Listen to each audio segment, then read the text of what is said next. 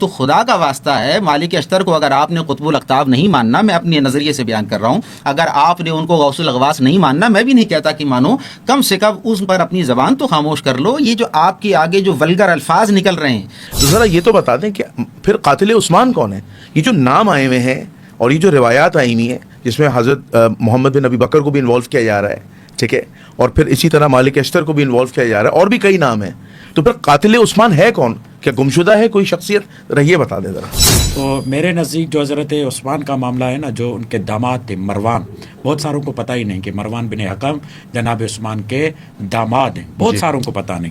وہ جو بھی معاملے کر رہے تھے نا وہی کر رہے تھے. مولا کائنات آتے تھے، انہیں سمجھاتے تھے. جب معاویہ سے پوچھا حضرت عثمان کی بیٹی اور بیٹوں نے کہ اب آپ کیوں نہیں قصاص لے رہے؟ آپ نے تو ہمارے بابا کے قصاص کے مطالبے پر اور حکومت کی ہے. تو انہیں ڈانٹا ہے معاویہ نے اور کہا کہ چپ ہو جاؤ، تمہیں معلوم نہیں میں کتنی کراہت سے خلیفہ بنایا گیا ہوں. میں آپ کی طرف آؤں گا، اور ایک بڑا اہم اعتراض، بہت بڑا اعتراض، حضرت مالک اشتر رحمۃ اللہ علیہ پر ایک سنگین الزام، اس کو میں تہمت کا درجہ دیتا ہوں، تہمت ہے کہ حضرت مالک اشتر رحمۃ اللہ علیہ کو قاتل یا قاتلین عثمان میں شامل کیا جاتا ہے. اس معاملے کی حقیقت کیا ہے؟ وہ کون سی ایسی روایتیں ہیں جس پر حضرت مالک اشتر کو قاتل عثمان میں شامل کیا جا رہا ہے؟ اور پھر سب سے بڑا آپ تہمت دیکھیں، یہ بات مالک اشتر تک نہیں رکتی، معاذ اللہ ثم معاذ اللہ، یہ تو مولا کائنات کے اسلام پر یا ان کی دیانت داری پر یا ان کی ایمانیت پر سوال اٹھ جاتا ہے کہ خلیفہ سوم حضرت عثمان رضی اللہ تعالیٰ کا قتل ہو جاتا ہے، اور وہ مولا کائنات جو معاویہ کو خط لکھ کر مذمت کر رہے ہیں، معاویہ میری بیعت کر، میں تو خود قاتلوں سے بدلہ لینے کے لیے سب سے زیادہ پیاسا ہوں، تجھ سے زیادہ ہوں، لیکن میں انصاف سے کام لوں گا. وہ اس کی فوج میں قاتل عثمان ہو اور مولا کائنات خاموش ہو، سمجھ نہیں آتی. حقیقت کیا ہے؟ بیان کیجیے. دیکھیں، نقطہ نظر جو ہے وہ واضح ہونا ضروری ہے جی، اور وہ یہ ہے کہ جو میں نے پہلے بتایا کہ مسئلہ علی سے ہے، بے شک، اس لیے ٹارگٹ علی کے گرد والے ہیں. ٹھیک. اب براہ راست اگر یہ کہیں، کوئی کہنے والا کہے کہ معاذ اللہ ثم معاذ اللہ مولا علی جو ہیں وہ حضرت سیدنا عثمان غنی کے قاتل تھے، تو یہ بہت بڑا مسئلہ ہوتا ہے. اب ہوگا کیا؟ انہوں نے طریقہ کار یہ طریقہ واردات ہی اپنایا کہ ارد گرد والوں پہ ڈال دو جن پر علی کا اعتماد. اب نتیجہ کیا ہوگا کہ قاتل کی پشت پناہی کرنے والا وہ کیا ہوتا ہے؟ یہ یعنی ایک سائلنٹ وار کے تحت یہ کھیلا جا رہا ہے گیم کہ اس طرح جائیں گے. اب علی کا تو اعتماد ہے مالک اشتر پہ، علی کا اعتماد ہے محمد بن ابی بکر پہ، علی کا اعتماد ہے عمار بن یاسر پہ. یہ تین نام میں نے لیے ہیں، اس کے علاوہ بھی بہت سارے نام ہیں، یہ تو خاص طور پہ ہائی لائٹ ہوتے ہیں. اور ان تین لوگوں میں سے محمد بن ابی بکر اور مالک اشتر کو خاص طور پر قاتلین کے اندر نامزد کیا جاتا ہے. اب دوسری جانب دیکھیں کہ مولا علی ان پر مکمل اعتماد کر رہے ہیں، مصر کی گورنری بھی دے رہے ہیں، اپنے ساتھ جنگوں میں بھی رکھ رہے ہیں، سپہ سالار بھی بنا رہے ہیں، کمانڈر بھی بنا رہے ہیں، مکمل اعتماد ہے. اور ایک طرف حضرت مولا کائنات اعلانیہ برات کر رہے ہیں قاتلین عثمان سے، اعلانیہ برات کر رہے ہیں. بلکہ ایک موقع پر تو جب آپ لشکر لے کر نکل رہے تو آپ نے فرمایا جو قاتلین عثمان میں سے کوئی اگر ایسا ہے بھی تو میرے لشکر میں شامل نہ ہو، بالکل اعلان کر رہے ہیں. تو اب طریقہ کار کیا ہے کہ جب حضرت مولا کائنات کا یہ اسٹیٹمنٹ موجود ہے، دوسری طرف اگر مالک اشتر کو یا باقی لوگوں کو قاتل مان لیا جاتا ہے اور حضرت علی ان کو ساتھ ساتھ لے کر چل رہے ہیں، تو اب ہوگا کیا کہ یہ بعد میں ملبہ ڈالا مولا علی پر ہی جانا ہے. یہ ابھی ابتدائی انیشیٹو لیا جا رہا ہے، لوگوں کے لیے رائے ہموار کی جا رہی ہے کہ قتل تو مولا علی نہیں کروایا تھا، بس بیچ میں سامنے نہیں آئے، معاذ اللہ ثم معاذ اللہ، پس پردہ یہ سارے جو اکے سیٹ کیے تھے وہ نہیں کے کیے ہوئے تھے. تو یہ الزام یہاں نہیں رکنا، یہ الزام آگے تک جانا ہے. تو اس مہم کو رد کرنے کی ضرورت ہے. خود اہل سنت کی کتابیں بول رہی ہیں اس کے اوپر. آپ نے ایک آدھ ٹکڑا کہیں سے اٹھا لیا ہوتا، میرے سامنے مصنف ابن ابی شیبہ کی روایت موجود ہے اور صحیح سند کے ساتھ موجود ہے. اور یہ جتنے راوی ہیں اس کے، یحییٰ بن آدم، ابو بکر بن عیاش، مغیرہ اور ابراہیم اور پھر اس کے بعد القمہ، یہ سارے کے سارے وہ راوی ہیں جو بخاری مسلم یعنی شیخین کے راوی ہیں، ثقہ ترین راوی ہیں، سند میں کوئی مسئلہ نہیں ہے. اچھا، اس کی سند کو طبری کے حوالے سے حافظ ابن حجر اسقلانی رحمۃ اللہ علیہ نے فتح الباری جلد 13 صفحہ 61 کے اندر اس کو انہوں نے صحیح کہا ہوا ہے. یہاں پر یہ اعتماد بھی ہے. اب وہاں پر کہہ رہے ہیں، القمہ کہہ رہے ہیں لقد کنت کارہا لیوم الدار، حضرت مالک اشتر سے وہ کہہ رہے ہیں. القمہ کہتے ہیں کہ میں نے مالک اشتر سے کہا کہ آپ تو یوم دار وہ جو شہادت عثمان کا دن کہلاتا ہے تو اس کو بڑا ناپسند کرتے تھے. فکیف رجعت عن رأی کا، تو آپ کا یہ معاملہ کیسے جو ہے وہ تبدیل ہوا؟ اب یہ صحیح ثقہ راویوں سے جو روایت ہے، فرماتے ہیں فقال اجل، ہاں بات تو ایسی ہی ہے، واللہ ان کنت لکارہا لیوم الدار، کہ مجھے وہ معاملہ بالکل پسند نہیں تھا. ولکن جئت بام حبیبۃ، لیکن میں ام حبیبہ کے ساتھ آیا لأدخلہ الدار، تاکہ میں ان کو گھر کے اندر لے کر جاؤں عثمان غنی کے، وأردت ان اخرج عثمان فی ہودج، اور کیوں آیا تھا ان کو لے کر؟ تاکہ ان کے ساتھ میں حضرت عثمان کو وہاں ایک ہودج کے اندر ڈال کر بٹھا کر کے باحفاظت وہاں سے لے کر جاؤں۔ یہ صحیح سند کے ساتھ افریقہ کی روایت میں نہیں ہے، امریکہ کی روایت میں نہیں ہے، مریخ کی روایت میں نہیں ہے، اہل سنت کی امام بخاری کے مشائخ ہیں، شیخ ہیں امام ابن ابی شیبہ رحمۃ اللہ علیہ، وہ یہ روایت لکھ رہے ہیں کہ مالک اشتر تو دیکھیں، پہلے یہ ہم انکار نہیں کر سکتے اختلاف نہیں ہوا، اختلاف تو پھر بڑے بڑے اصحاب سے بھی ہوا نا بھائی۔ عمر بن الحمق کون تھے؟ عبد الرحمن بن ادیس کون تھے؟ حضرت سیدنا عمار بن یاسر کون تھے؟ یہ صحابہ ہیں۔ آگے بڑھ جائیں تو حضرت طلحہ بھی اختلاف کرنے والوں میں شامل ہیں، باقی اصحاب بھی شامل ہیں۔ تو اختلاف تو ہوا، لیکن اس کا مطلب یہ کہ انہوں نے قتل کر دیا؟ خدا کی پناہ، اختلاف قتل کے دور میں مطلب نتیجہ کہاں لے کر آ سکتا ہے؟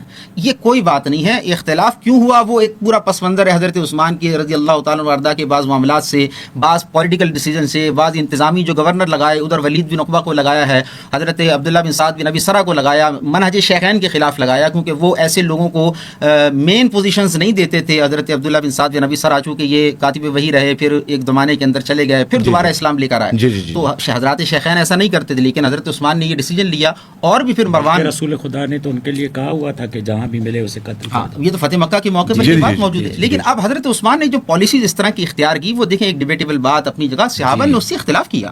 آپ نے حج تمتع کی بات کی، مولا علی نے وہاں پر تکبیر بلند کی، آپ نے فرمایا کیسے یہ رک سکتا ہے، میں تمہاری وجہ سے سنت رسول نہیں چھوڑ سکتا، تو یہ کیا۔ لیکن اس کا مطلب یہ نہیں کہ اختلاف کرنا۔ اب حضرت عمر فاروق رضی اللہ تعالیٰ نے جب حق مہر پر پابندی لگائی ہے، تو آپ ہی کہ اس پارلیمنٹ کے اندر، اس مجلس کے اندر ایک خاتون کھڑی ہو کر بولنے لگ گئی نا، اور حضرت عمر نے اپنا ڈیسیجن واپس لیا، تو اختلاف ہوتا رہا، لیکن اس کا یہ مطلب نہیں کہ تشدد ہو، اور اس کا یہ مطلب ہے کہ آپ ان کے اوپر قتل کا بلیم ڈال دیں۔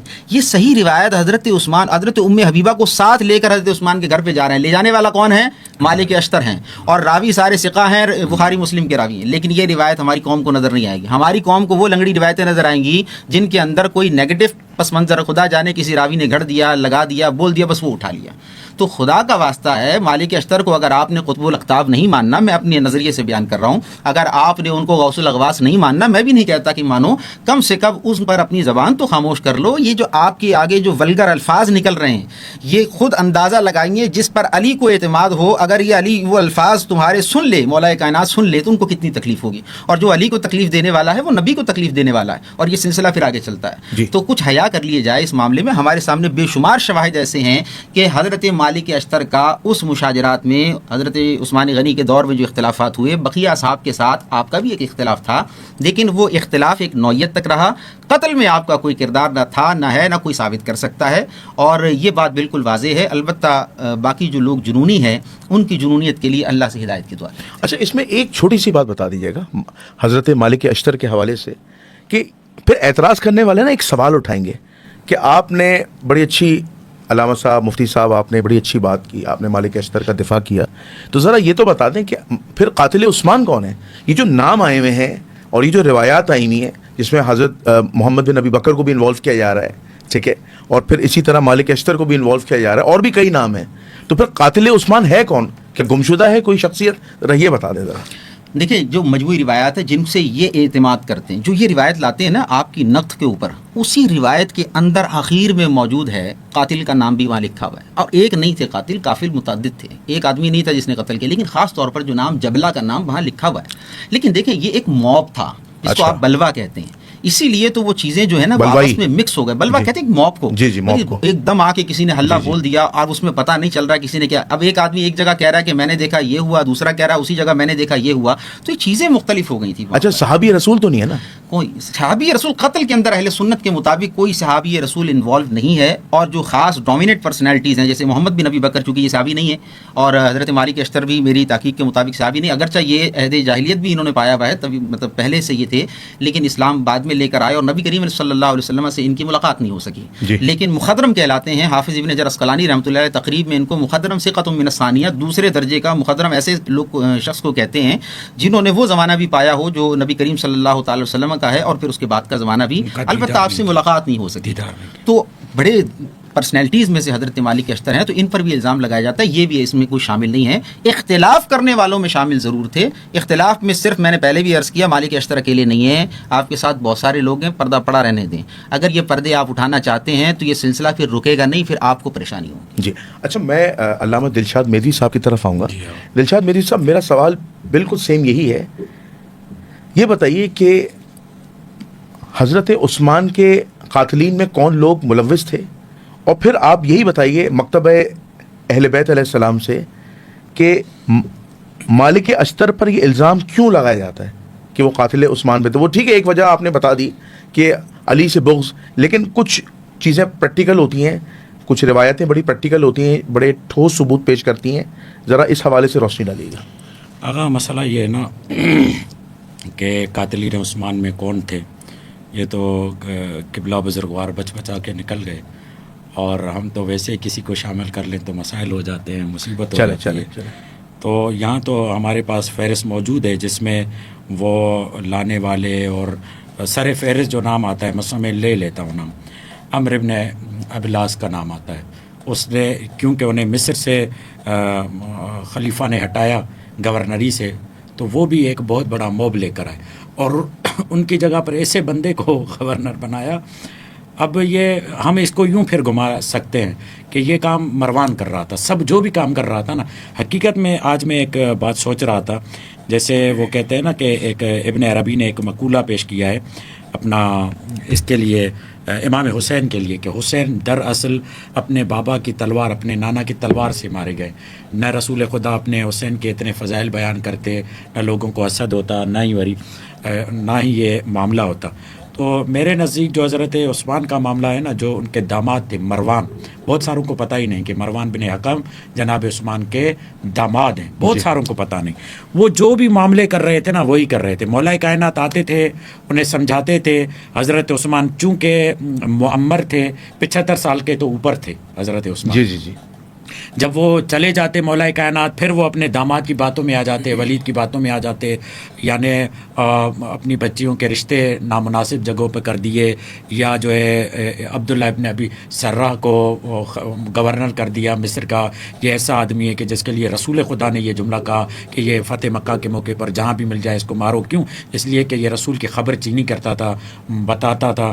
پھر دیکھیں خود مروان کو واپس لے کر آنا، خود اپنے چچا کو واپس لے کر آنا. حکم ابن کیا ہے، حکم ابن آس تھا، کیا نام تھا؟ حکم بن آس، مروان کا والد. جی حکم بن آس، حکم بن آس، ان کو واپس لے کر آنا.